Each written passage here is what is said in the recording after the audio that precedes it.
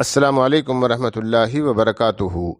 مشکات المصابیح باب کتاب الصوم، ذیلی عنوان رمضان المبارک میں حضور اکرم صلی اللہ علیہ وسلم کی شفقت اور فیاضی کی دو مثالیں، حدیث نمبر 10 اور اس کی تشریح پیش کرنے کی سعادت حاصل کرتا ہوں۔ اس حدیث مبارکہ کی تشریح مفکر اسلام مولانا سید ابو العلا مودودی رحمہ اللہ نے فرمائی ہے۔ بسم اللہ الرحمن الرحیم۔ حضرت عبداللہ بن عباس رضی اللہ عنہما بیان کرتے ہیں کہ رسول اللہ صلی اللہ علیہ وسلم کا طریقہ یہ تھا کہ جب رمضان آتا تھا تو آپ صلی اللہ علیہ وسلم ہر اسیر کو رہا کر دیتے تھے اور ہر سائل کو کچھ نہ کچھ دیتے تھے۔ اس حدیث مبارکہ کو روایت کیا ہے بیہقی نے۔ رسول اللہ صلی اللہ علیہ وسلم کی شفقت، رحم دلی، نرمی، عطا، بخشش اور فیاضی کا جو حال عام دنوں میں تھا وہ تو تھا ہی کہ یہ چیزیں آپ صلی اللہ علیہ وسلم کے اخلاق کریمانہ کا حصہ تھیں، لیکن رمضان المبارک میں خاص طور پر ان میں اضافہ ہو جاتا تھا۔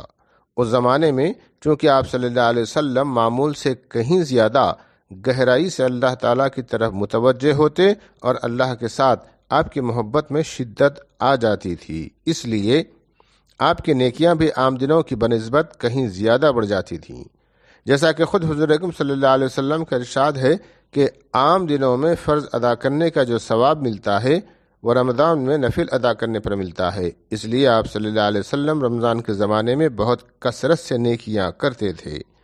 یہاں حضور اکرم صلی اللہ علیہ وسلم کے عمل میں سے دو چیزیں مثال کے طور پر بیان کی گئی ہیں، اسیروں کو رہا کرنا اور مانگنے والوں کو دینا۔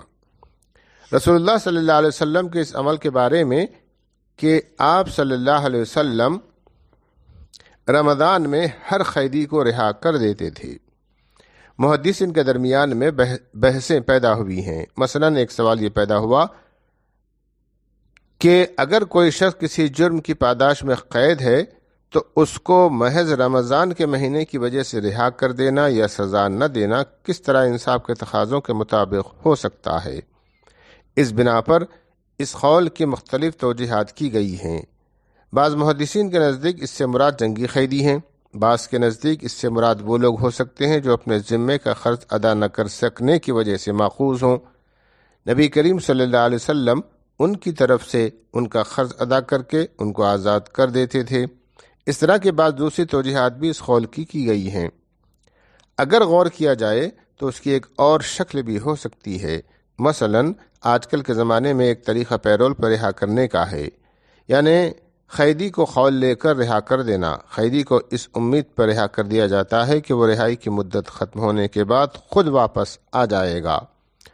وہ معاشرہ ایسا تھا کہ اس میں اس بات کا اندیشہ نہیں تھا کہ جس قیدی کو رہا کیا جا رہا ہے وہ یہ خیال کر کے کہ اب مجھے کون پکڑتا ہے، کسی ایسی جگہ فرار ہو جائے گا جہاں سے اس کو پکڑنا ممکن نہ رہے گا۔ وہ تو ایسے لوگ تھے کہ اگر ان سے کوئی قصور سرزد ہو جاتا تھا تو خود آ کر اس کا اعتراف کرتے تھے تاکہ ان کو سزا دے کر پاک کر دیا جائے۔ اس لیے ہو سکتا ہے کہ نبی کریم صلی اللہ علیہ وسلم کے مذکورہ عمل کی یہ شکل رہی ہو کہ حضور اکرم صلی اللہ علیہ وسلم ایسے لوگوں کو جن کی سزا معاف نہ ہو سکتی تھی رمضان کے زمانے میں مشروط طور پر رہا کر دیتے ہوں تاکہ وہ رمضان کا مبارک زمانہ اپنے گھروں پر گزاریں۔ واللہ عالم بالصواب۔ وآخر دعوانا الحمد للہ رب العالمین۔